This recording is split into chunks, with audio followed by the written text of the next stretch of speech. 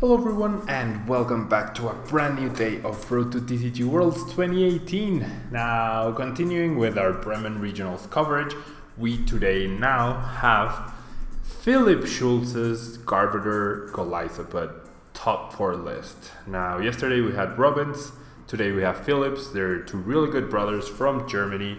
They're always doing really well at tournaments, and Philip ended up using this very interesting and very quirky, honestly, Golisopod Garbodor list, and I'm sure you guys have noticed it already. I'll go over it, but let's see the Pokemon really quickly. We have a full 4-4 line of Golisopod, which is very different from what you would expect.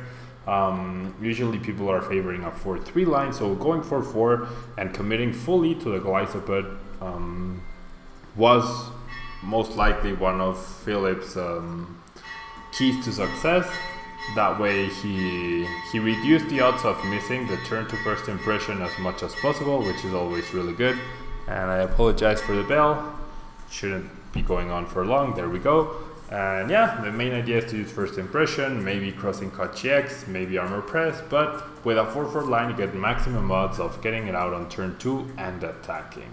Now next up, we have a 3-2-1 Garbodor line. Garbodor is definitely taking a backseat nowadays in regards to like consistency and overall reliability, especially because decks are playing less item cards, simply because Via Seeker is no longer a thing. So we have the 3 Trubbish, 2 Garbodor with Trash Challenge, and 1 Garbodor with Garbotoxin. I'm actually now wondering if maybe I got that wrong. So I'm gonna check whilst I keep talking really quickly. Then we have 3 Tapu Lele, and actually his list originally ran a Magearna promo instead of a Koko promo. So let's search for Magearna promo really quickly. Look. Magearna promo has Prismatic Wave, which deals 20 damage times the number of different types in your opponent's bench. So that plus a choice band.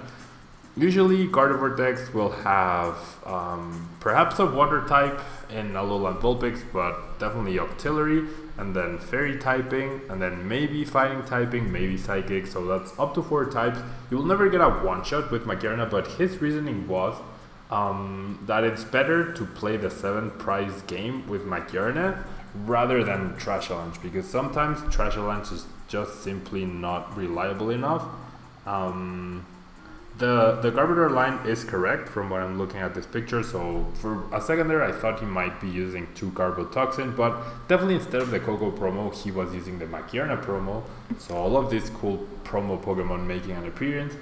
Yeah, that was the Pokemon from this list. And then moving on to support your cards, you can see we have 4 Sycamore 4N and 4 Guzma with 1 Brigette. Now what's missing here? The Acerolas. Philip decided not to play any Acerola in his deck. That's very peculiar, because Acerola just makes sense with Golisopod, not only because you recover, but also because you can recycle the Golisopods a lot more effectively. But Philip chose to run no Acerolas, and we haven't been able, or I haven't been able to find the first place deck list, but so I don't know if he ran Acerola or not, the Golisopod Garbodor that won. However, it's very interesting that he chose to run 0. Like, I think the minimum I would go is 2, just because they're very useful, but Philip actually chose not to run any, and instead chose to maximize Float Stone Ultra Ball, which makes sense. He chose to run a 3rd choice band, 2 Heavy Ball, so maximizing the odds once again of, or increasing the odds of getting that turn to first impression. And then finally, he ran 2 Enhanced Hammer, which is very peculiar, but that definitely slows down your opponent pretty nicely.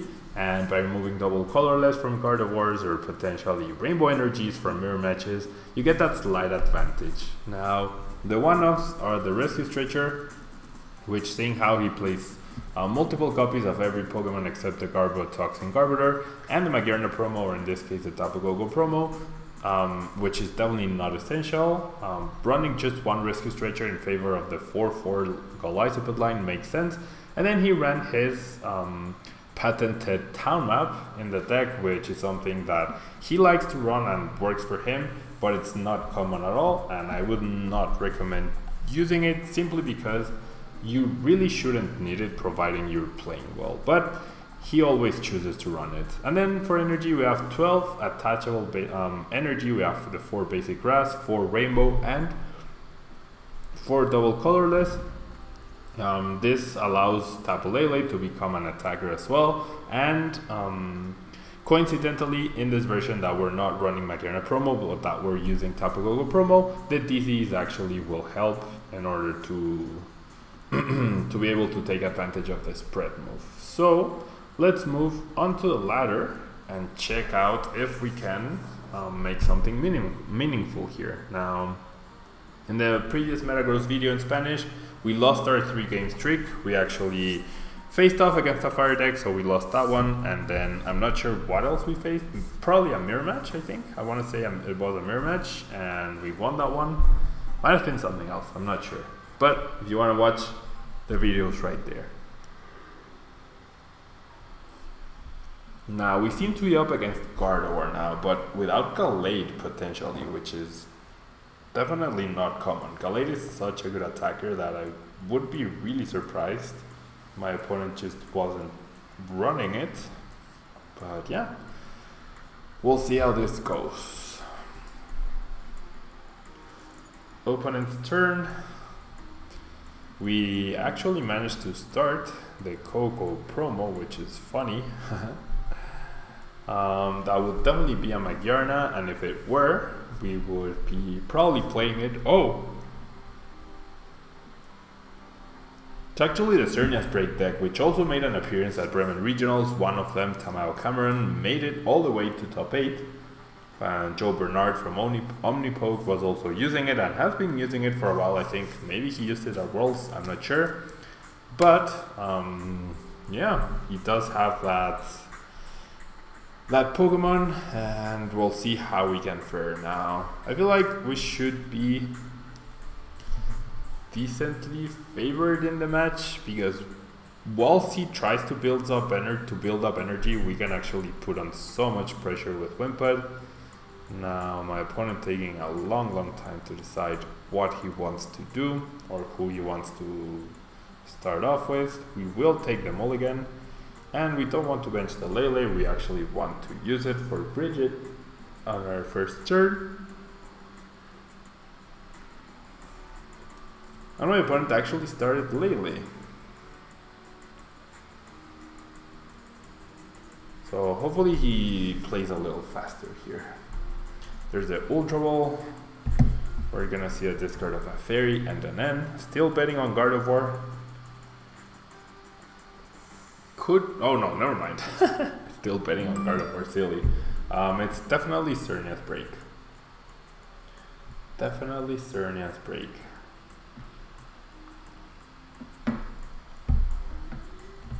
Here we see the Lele will get the Brigette, and the Brigette will very likely get at least 2 Cernias, and then perhaps 1 Oranguru, or maybe just triple Cernias.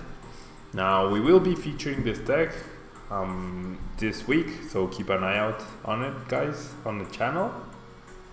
And wow, it's actually Mr. Mime, which makes sense, because by stopping the spread, it prevents Cernias from being in range of Golisopod.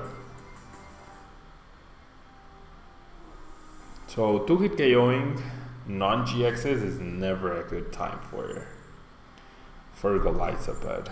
There we see a DC immediately, and my opponent has 1 card in hand. Is that card a Sycamore or an N? He discarded this an N, so it has to be one of the two. Definitely has to be one of the two. So we're gonna go for a double Wimpod and a Trubbish, although 2 item cards. I'm actually tempted to just go double Trubbish here to pressure with Trash Avalanche a little bit more. Yeah. And then moving forward, it's more likely that we'll draw the Wimpods over the last Trubbish, so it makes sense to just go for both and then threaten with Trash Avalanche to maybe limit our opponent from playing too many item cards.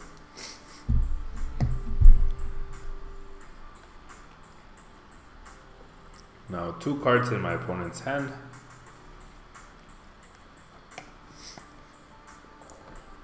We see another Lele, so that's possibly the card he held on to. If that were the case, I think I would have discarded the Lele instead of the N. Oh, we see a Guzma.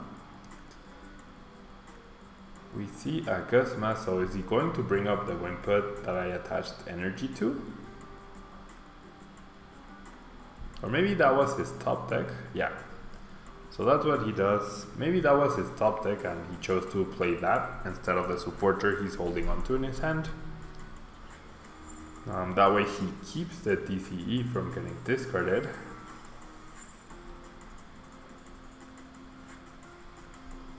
Now he has 5 energy in play.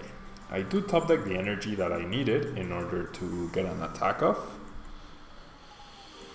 And I'm not gonna go after the Mr. Mime. I'm very tempted. Yeah, if I'm gonna play the Guzma, then I should not have attached that Float Stone to the active Wimpod. That was a big mistake. So, do I pressure the active Xerneas? Do I pressure the Lele, which has a TCE? Definitely made a mistake on that Float Stone though. Should have held on to it. I think I'm gonna go after the Lele. Yeah, that makes more sense to me. And next turn, hopefully we find either a choice band to knock out the Lele if it stays active, or if it retreats, we find a DCE so we can use Crossing Cut and knock out the Xerneas. We are not playing. There's the end. That's perfect. We're not playing any field blowers either, so no Izarola and no field blower in this list. We get another Guzma. My opponent gets a Fairy Garden, but that just means we're going to be able to get rid of 3 energy, which is really, really good. Well, only 2 because of the experience share, but I can take that. Especially because my opponent's simply not pressuring us at all. And I can even get Garbotoxin up. However, do I even want Garbotoxin? Okay, 1, 2, 3, 4, 5, 6, 7, 8 base, 8 energy total in play, so 160. Perhaps I should be pressuring the Xerneas instead of trying to remove energy. But I'm just gonna go with that, simply because that gives me prizes, and I really need prizes here. So I'm going to Ultra Ball away, 1 Float Stone and the Garbotoxin Garb. I want abilities to be able to use my Leles. And then I'll find the other Golisopod here. That's the second Guzma, but at least we're making good use of the Guzmas.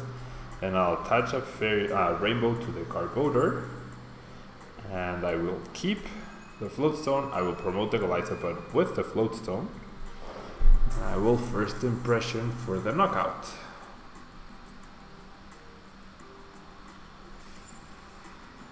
We will take 2 prize cards here, an Enhanced Hammer and a Float Stone. So any other DC my opponent attaches, we will be able to remove. Only 2 item cards means Trash Avalanche is still not very useful. But if we were to somehow find a DCE, that would be amazing. Okay, so Super Rod attaches the TCE. We are okay with that. Now we're going to see a third N. We see a Choice Band and we see an Instruct for 1. The DC we can remove, so we're holding back my opponent so much that we can afford to just 2-shot the Xerneas because he's simply not dealing any damage.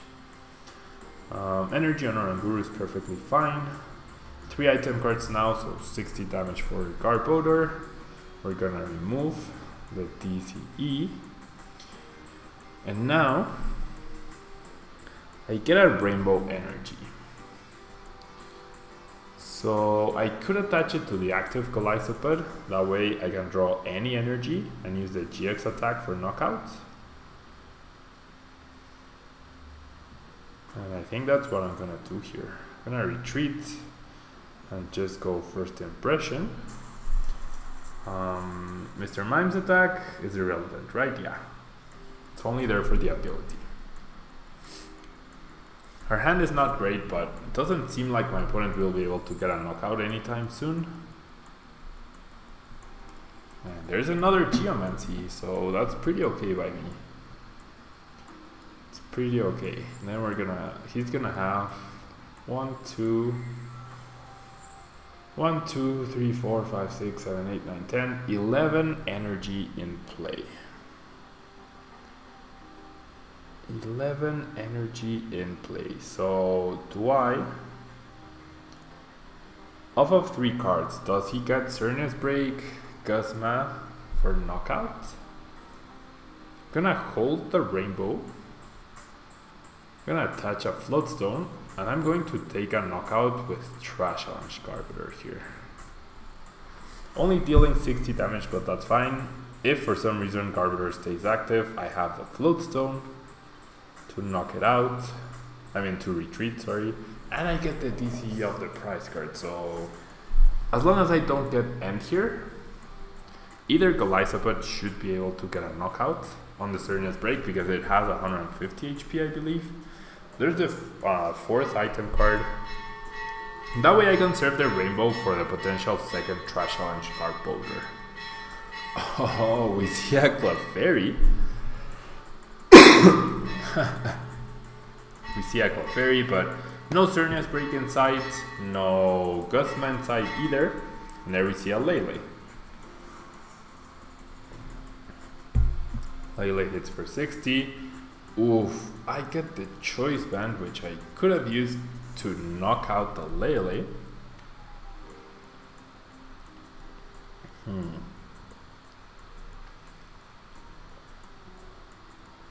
However, she's gonna attach DC here. I'm gonna attach the Choice Band here, and I'm going to Trash Challenge for a decent amount of damage.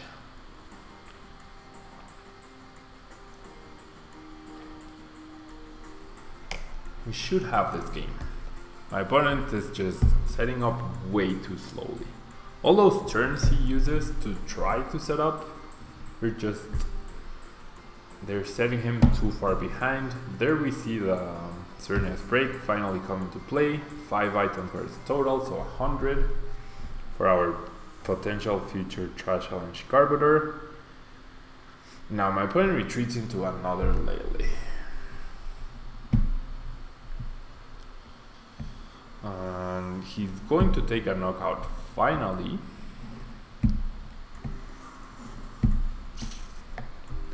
There's a knockout. However, I really think we are good here. Because I can just, instead of Lele for a supporter, I can just Lele for a Guzma and take a knockout on the Cernius Break with my GX attack. Or I can take a knockout on the Lele. Taking a knockout on the Lele seems better, I think. So that's what I'm gonna do. Haven't used a single Sycamore this game. But yeah, you can see how no Acerola seems pretty good here, just because we really wouldn't be doing anything here with the Acerola. It wouldn't be helping us, we're actually so far ahead. And the Float Stone I will attach to the Trubbish as well. I'm just making my deck thinner in case of a next turn end. Down to 1 card, but if he ends us, then we have Golisopod to pressure. If he uses Lysander to prevent the knockout with the GX attack, then there's the energy so that we can attach to Golisopod and use the GX attack for game.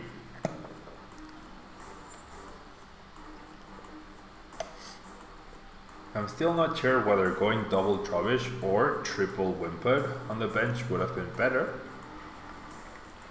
1, 2, 3, 4, 5, 6, 7, 8, 9, 10, 11 energy in play once again. so dealing 250 damage, and there's a live stream attack. So no N, no Guzma even. And all we have to do is use the GX attack. 150 damage, that gets us our last prize card. And we even top decked the Heavy Ball to potentially use that to win. However, we don't even need it. So yeah, here you can see the face-off between two decks that appeared at Bremen Regionals. Definitely the Clefairy, I really doubt either Tamao or Joe or anyone else who played the list used it. It's a nice spicy deck. However, I don't think it's good enough to warrant using it, but I guess it's like a worse Mimikyu, if you will. So yeah, that's gonna be it from today, guys. If you want to try out the deck, I really recommend it. It seems to flow really well. And I will see you guys tomorrow for some either Bikabulu or Strenuous Break action. As you can see there, the decks are already built, and I'm just not sure which one I'll be using tomorrow, but come back to the channel, you know which one, and you'll get to see either of those decks in action, and both decks off of Bremen Regionals list. So you guys know that they're really good lists, they're tournament worthy lists, and they're good enough for League Cups and whatnot. So yeah, don't forget to leave a like, and I will see you guys tomorrow. Bye bye.